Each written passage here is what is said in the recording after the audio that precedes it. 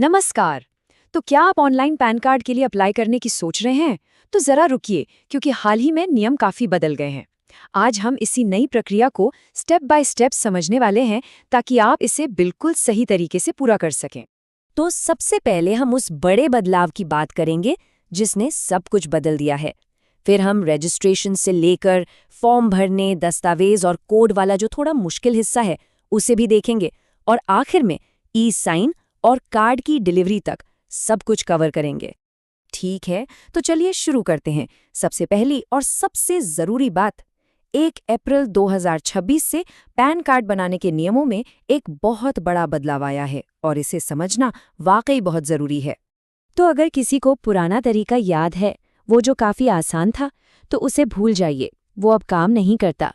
अगर कोई सोच रहा है कि सिर्फ एक डॉक्यूमेंट से काम चल जाएगा, तो अब ऐसा नहीं होने वाला है।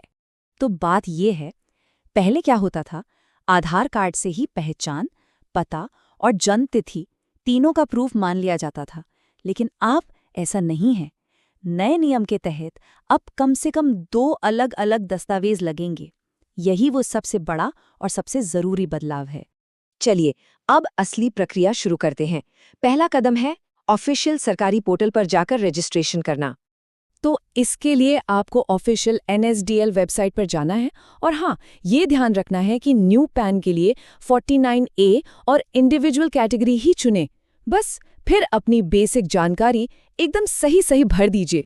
सबमिट करते ही एक टोकन आईडी मिलेगा।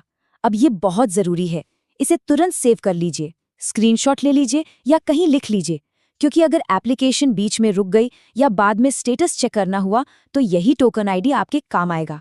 ठीक है, अब आते हैं एप्लीकेशन के मेन हिस्से पर। यहाँ पर सारी जानकारी भरनी है और कुछ बहुत जरूरी ऑप्शंस चुनने हैं। यहाँ आपको 3 ऑप्शन दिखेंगे, लेकिन मेरी मानिए तो जो दूसरा ऑप्शन है, यानी ई साइन के जरिए स्कैन की हुई इमेज जमा करने वाला, वही सबसे बेस्ट है। अब आप पूछेंगे ऐसा क्यों? बहुत सिंपल है। इस ऑप्शन में आप अपनी पसंद की फोटो और सिग्नेचर अपलोड कर सकते हैं, वरना KYC वाले ऑप्शन में तो आपके आधार वाली फोटो ही आ जाएगी।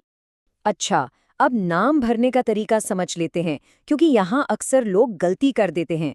अगर नाम रमेश कुमार सिंह है तो तीनों कॉलम भर दीजिए। अगर नाम सिर्फ रमेश सिंह है तो बीच वाला कॉलम खाली छोड़ना है। और अगर सिर्फ एक ही नाम है, मान लीजिए अब्दुल, तो उसे लास्ट नेम वाले कॉलम में डालिए और पहले 2 कॉलम खाली छोड़ दीजिए। इसके बाद आपको आधार के आखिरी 4 अंक, माता पिता की जानकारी और अपनी आय का सोर्स जैसी चीजें भरनी होंगी। हाँ, स्टूडेंट्स के लिए एक टिप है, अगर आपकी कोई इनकम नहीं है तो आराम से नो इनकम वाला ऑप्शन चुनिए, कोई टेंशन वाली बात नहीं है। अब आते हैं उस हिस्से पर जहां लोग अक्सर कंफ्यूज हो जाते हैं, सही AO कोड ढूंढना और सही डॉक्यूमेंट्स चुनना। सबसे पहले AO कोड। इसके नाम से घबराने की जरूरत नहीं है। ये बस एक कोड है जो आपके पैन कार्ड को आपके टैक्स ऑफिस से जोड़ता है। और सबसे अच्छी बात यह है कि इसे याद रखने की कोई जरूरत नहीं है। पोर्टल खुद इसे ढूंढने में आपकी मदद करेगा। इसे ढूंढना बहुत ही आसान है। बस इंडियन सिटीजन पर क्लिक करिए, अपना राज्य और शहर चुनिए और फेच बटन दबा दीजिए। पोर्टल आपको आपके शहर के हिसाब से कोड की एक लिस्ट दिखा देगा। बस आपको सही वाला चुनना है। और यहाँ एक प्रो टिप है, अगर लिस्ट में आपका मोहल्ला या गांव नहीं मिल रहा है तो घबराने की कोई बात नहीं। बस अपनी तहसील या जिले का जो मेन कोड है उसे चुन लीजिए, वो बिल्कुल चलेगा। और हम फिर से उसी बड़े बदलाव पर आ गए हैं। याद है, अब कम से कम 2 डॉक्यूमेंट्स चाहिए ही चाहिए, सिर्फ एक से काम नहीं चलेगा। तो देखिए नियम काम कैसे करता है। आप अपनी पहचान और पते के प्रूफ के लिए आधार कार्ड इस्तेमाल कर सकते हैं, उसमें कोई दिक्कत नहीं है। लेकिन जन्म तिथि के प्रूफ के लिए आपको एक अलग डॉक्यूमेंट देना ही होगा।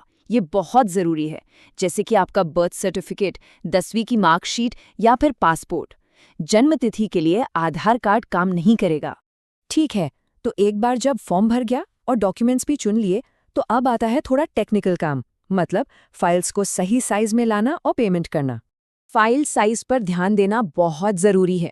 आपकी फ़ोटो और सिग्नेचर दोनों 50 KB से कम के JPG फॉर्मेट में होने चाहिए, और बाकी सारे सपोर्टिंग डॉक्यूमेंट्स को एक ही PDF फाइल में डालना है, और वो फाइल 300 KB से कम की होनी चाहिए। एक और काम की टिप सुनिए, वोटर आईडी या ड्राइविंग लाइसेंस जैसे डॉक्यूमेंट्स जिनके दोनों तरफ जानकारी होती है, उनके दोनों साइड्स को स्कैन करना है और फिर उन दोनों को एक ही PDF फाइल में मिलाना है। इसे भूलिएगा मत। एप्लीकेशन फीस अभी 107 रुपए है, जिसे ऑनलाइन ही भरना होगा। पेमेंट के लिए कई ऑप्शंस हैं, क्रेडिट कार्ड, डेबिट कार्ड या UPI, जो भी आपको ठीक लगे। बहुत बढ़िया, हम लगभग आखिर में पहुंच ही गए हैं। पेमेंट के बाद आखिरी स्टेप है एप्लीकेशन को इलेक्ट्रॉनिक तरीके से साइन करना और बस फिर कार्ड के आने का इंतजार करना। यहाँ आपको 2 स्टेप वाली आधार OTP वेरिफिकेशन करनी होगी। पहले आप ऑथेंटिकेट करने के लिए क्लिक करेंगे और फिर अगले पेज पर अपना पूरा आधार नंबर डालकर एक फाइनल OTP से इसे दोबारा ऑथेंटिकेट करेंगे। और बस इसके बाद आपका काम हो गया, आपकी एप्लीकेशन जमा हो गई। तो अब आगे क्या होगा? देखिए, डिजिटल पैन कार्ड यानी ई-पैन करीब 4 से 5 वर्किंग डेज में आपके ईमेल पर आ जाएगा और जो फिजिकल कार्ड है वो डाक से घर पहुंचने में लगभग 10 से 15 दिन लगाएगा। और ये सब हमें एक बड़े सवाल पे लाके खड़ा कर देता है ना?